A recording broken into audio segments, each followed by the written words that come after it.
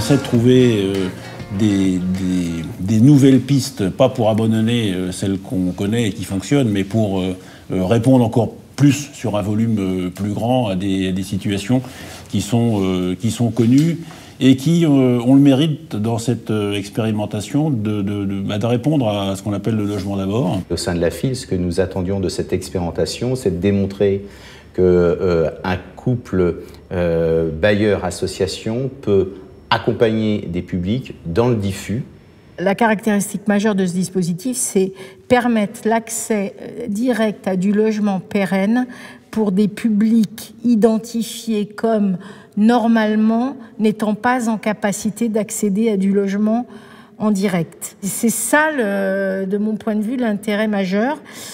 Cette intégration dans le logement s'accompagnant d'un accompagnement global, intensif. En termes d'a priori sur ce type d'accompagnement un peu innovant, au sein de ma structure, ce qu'on a pu se demander, c'est qu'est-ce que ça apportait en plus que la VDL, que la SLL, que le bail glissant. On a beaucoup de dispositifs à l'entrée en location d'un locataire, et c'est vrai que faire la part des choses entre ces différents dispositifs peut relever du défi un peu parfois. L'autre chose, c'était de faire entrer des publics très fragiles en bail direct, donc faire supporter finalement le risque locatif qu'au seul bailleur, contrairement au bail glissant qui permet de partager ce risque avec l'association qui prend en charge le bail glissant. On est passé outre ces a priori pour se lancer dans l'expérimentation. L'inquiétude que je pouvais avoir, mais qui est toujours la même, c'était quelle articulation avec l'accompagnement social des services du Conseil général menés et accompagnement qu'on appelle de droit commun, on va dire. Voilà. Ce dispositif sous-tendait la mise en place de commissions de suivi pour régulièrement faire le point sur l'évolution des ménages qui rentreraient dans le dispositif, justement interroger la question de ces articulations. Ces cellules de coordination, oui, effectivement, c'est la force de l'accompagnement social global. Permettent de réorienter l'accompagnement justement de la personne. Il n'est pas toujours simple pour des bailleurs d'accepter dans des logements des ménages qui sont a priori loin du logement. Donc là, il y avait une première démarche qui était assez difficile, sur laquelle il fallait qu'on travaille tous ensemble. Et puis enfin, il y a l'accompagnement des ménages, de ces ménages qui sont difficiles. Il faut que les ménages puissent y adhérer, il faut que le travailleur social puisse avoir de bonnes relations avec le ménage. Et il faut que les relations se créent de confiance et que la personne puisse rester durablement dans le logement. Donc ça faisait quand même beaucoup de points difficiles sur cette expérimentation.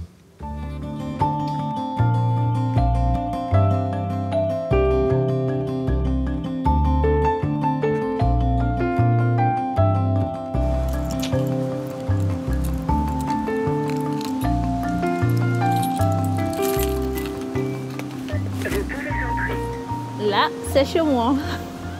Je m'appelle Fofana, mon nom c'est Fofana et mon prénom Afouchata.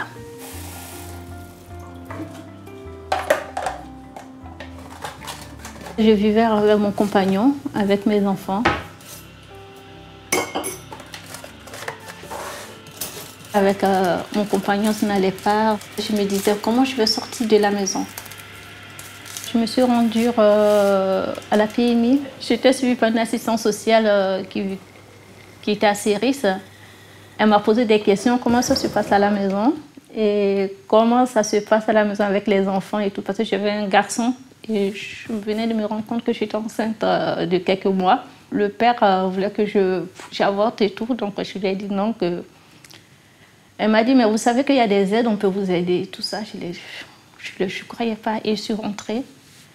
J'avais peur en fait de me retrouver qu'on me mette dans un hôtel ou dans un foyer avec les enfants, les 4 enfants. On leur a expliqué que c'était une expérimentation qui était mise en place sur un temps donné et on leur a expliqué que c'était pour leur proposer vraiment un logement pérenne, donc en tant que locataire en titre, sans passer par une structure d'hébergement. Avec Horizon, ça s'est vraiment très bien passé parce qu'ils m'ont beaucoup épaulé et m'aidé beaucoup. Parce qu'au départ, les papiers administratifs, je ne connaissais pas. Je ne savais pas faire des courriers, j'arrivais pas à faire des courriers comme il fallait.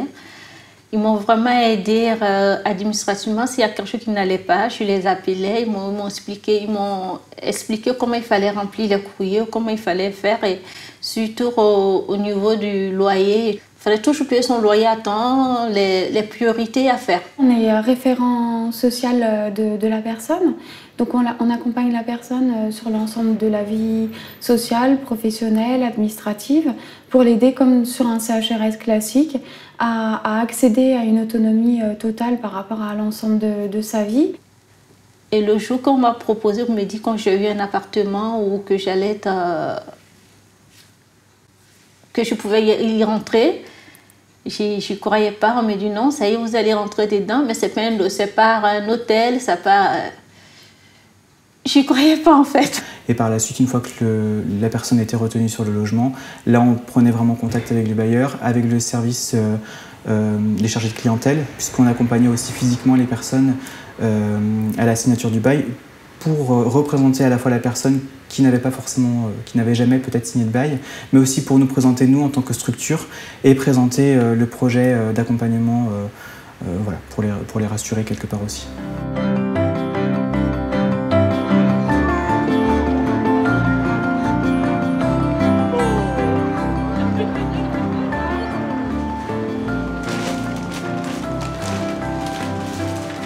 Je m'appelle Madame Joseph Julien Lydia, j'ai 24 ans. Je vivais chez ma mère depuis petite. Je suis tombée enceinte 6 mois après la venue de mon premier enfant. Alors, c'était un peu problématique, surtout que la maison était petite. De moi-même, je suis partie. Mais sur le coup, j'avais pas de logement. J'ai appelé le 115. Tout de suite, ils m'ont trouvé un hôtel pas loin d'ici, à Nanteuil-les-Maux. La base, c'était de pouvoir proposer une alternative au centre d'hébergement classique. C'était l'association Habitat Éducatif qui m'a appelée.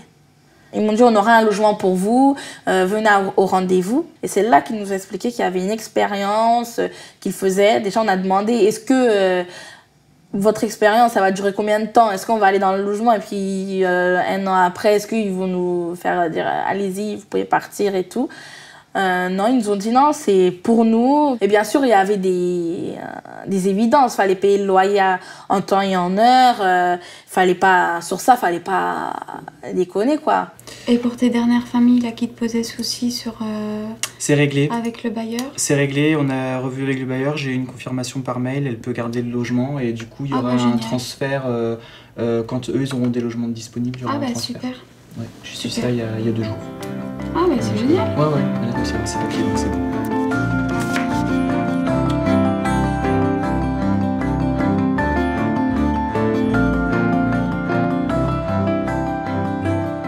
L'accompagnement global social, c'est quelque chose qui peut être un outil d'insertion efficace à condition que ça s'adresse aux bonnes familles. Il faut vraiment que les familles puissent être en capacité d'accéder au logement dans le sens où il faut un minimum de papier, un minimum de ressources. On a accepté direct, sans se poser de questions. On pouvait faire à manger enfin chez nous. Les enfants allaient avoir une chambre à eux, ils n'allaient pas être coincés avec nous, dans la même chambre. Les familles ont vraiment adhéré. Et ça, c'est vrai qu'on avait un peu cette appréhension-là, c'était de se dire, une fois qu'elles auront signé le bail, qu'est-ce qu'ils feront quand elles voudront nous ouvrir la porte? On n'a pas été confrontés à ça, au contraire, on a vraiment des personnes qui étaient vraiment actives par rapport à l'accompagnement. C'est quand même encourageant, très encourageant, de voir que ces ménages qui a priori auraient dû avoir un parcours vers le logement assez long, puisque c'est CHRS Insertion et que tout est long en Ile-de-France, peuvent accéder directement à un logement et s'y maintenir avec l'aide des bailleurs, des associations et de l'État. Et donc c'est vers ce raccourcissement du circuit du relogement pour les familles les plus fragiles et l'organisation de l'accompagnement que l'État voudrait tendre en s'appuyant sur cette expérimentation. Être dans une maison stable, avoir une vie stable peut nous permettre de trouver un travail. Ah mais oui, moi je suis absolument convaincue que l'accompagnement social global est un outil d'insertion. C'était le plus important pour moi, c'était la stabilité. Avec 3 enfants sous mes bras, c'était ça. Ça m'a apporté que la stabilité. Et du sourire aux lèvres. Le jour que j'ai signé, je ne croyais toujours pas, malgré que je suis venue avec la dame qui m'a accompagnée, qu'on était ensemble. Elle m'a dit, allez, ça y est, vous pouvez fermer les volets, c'est votre clé, vous partez et tout ça. Malgré tout ça, je n'y croyais toujours pas. Avoir un chez-soi stable, pérenne, on sait qu'on est à la maison, on sait que quand on rentre le soir, on a ce lieu, ce refuge, ce foyer. On parle de logement, mais c'est aussi un foyer, finalement. C'est la base de l'insertion. Je me disais, c'est à moi ça, c'est possible, même si je ne croyais pas. Ça m'a fallu du temps pour que j'aille. Je crois que franchement que c'est ma maison, c'est chez moi, et les enfants surtout. Et je me lève ou je suis couchée dans la chambre avec les enfants, que les enfants me retrouvent tous dans la chambre là. Souvent je dis franchement, je me réveille du cauchemar où je suis encore dedans, où là c'est une autre vie quoi.